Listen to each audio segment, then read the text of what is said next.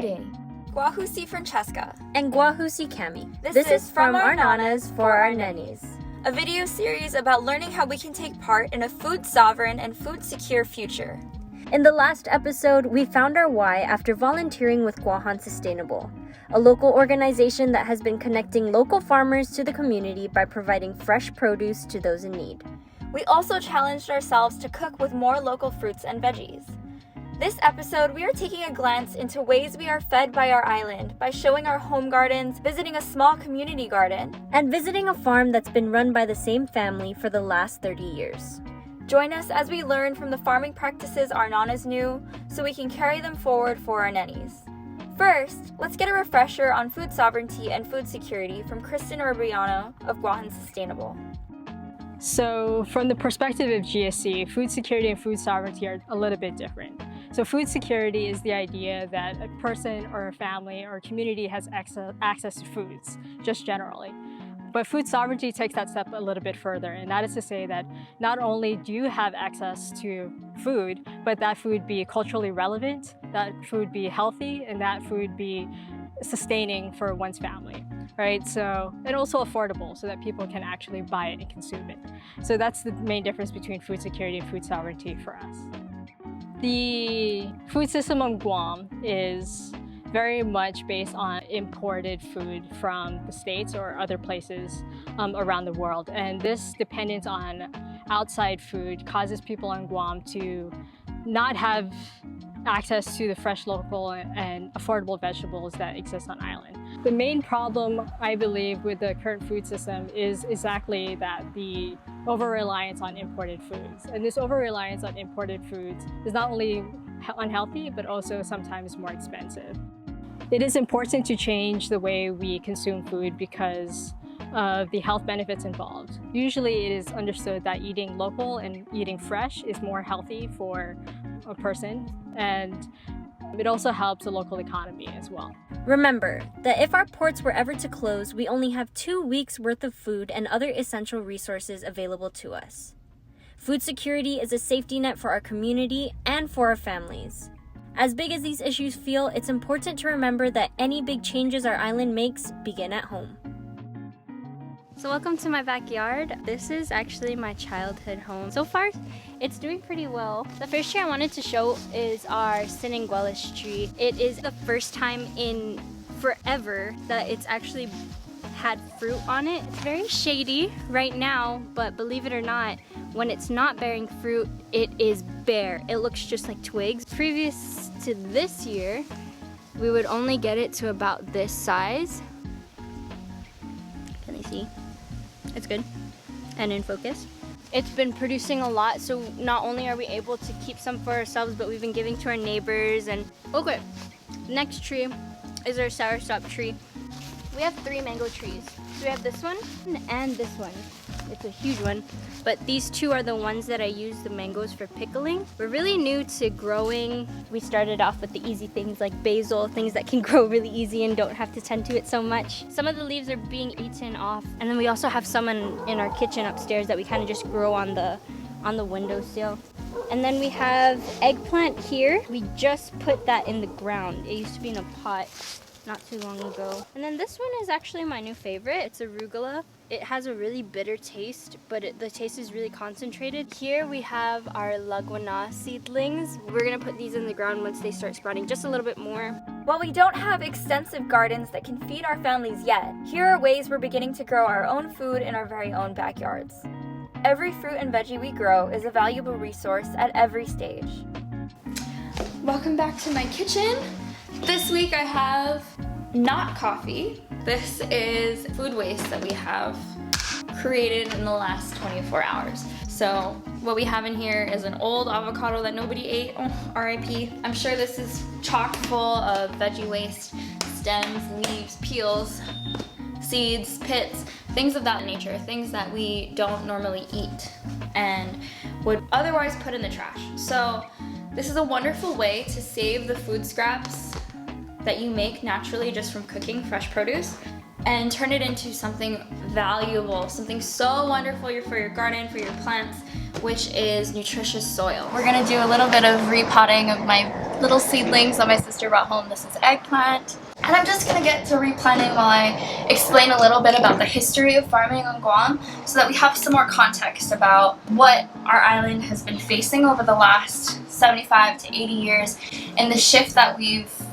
gone through to bring us from being 90% homegrown, locally sourced food to 90% imported food. Before World War II, Guam had a subsistence farming culture that has always been around since ancient times. But nowadays, majority of the island feeds itself through imported food. So we go to the grocery store now. Because of our political status, that's where it's easiest to import our food from. So our food travels great distances to get here. The circumstances under which it was grown are mostly unknown to us. So as we go throughout this series and we meet our farmers and we meet the people who grow food themselves, we're going to study and ask questions about whether or not our food systems are equitable and whether or not there's something that we should invest in as a community to create an industry that is both equitable and fair and just to the people whose labor goes into creating our food systems and nourishing our bodies and feeding us, as well as giving that connection back to the land, which is another Indigenous practice that we held as Indigenous people in Micronesia, which was our reverence for the land, and everything that we put into the soil, everything that we put into the water goes directly back into us and our bodies and our communities. Next, we'll visit Island Girl Power in Dededo, a local nonprofit that has been empowering women and girls and supporting the community for the last 20 years. Guiding us on the tour of their 28-plot community garden and seed bank is Juanita Blas, the director of Island Girl Power. The compound is called Corazon y Sengsong, the heart of the village. So it's about getting people to remember to find their passion for life and what it is that they truly love to do and how can they share that with the next generation.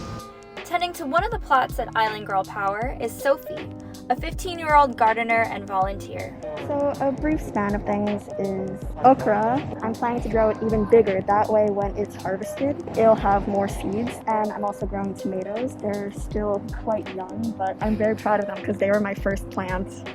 And it's really a huge milestone for me. And secondly, I also grew a lot of marigolds, as you can see. They provided great insecticide properties where they would just ward off insects. So it really kept most of my plants alive. Nature always finds a way. I guess it just inspired you to keep on going, especially during this dark times of this crazy pandemic. So it just really gave you a sense of motivation, something to look forward to, something that inspires you and just motivates you to have a desire to keep on going on. Island Girl Power has different community projects, from a thrift store to selling seedlings. If you'd like to volunteer and donate funds to support their efforts, please see the information in the description box below. So we have our seed bank, and our seed bank is at least 30 seeds strong, different types of seeds for different plants on the island, and learning how to preserve them to be able to, share with the families that we work with. Finding ways to get fresh fruits and vegetables into our families' homes, it's just the best thing. And I know that undercuts some businesses and different efforts, but at the end of the day, we need our families to be healthier.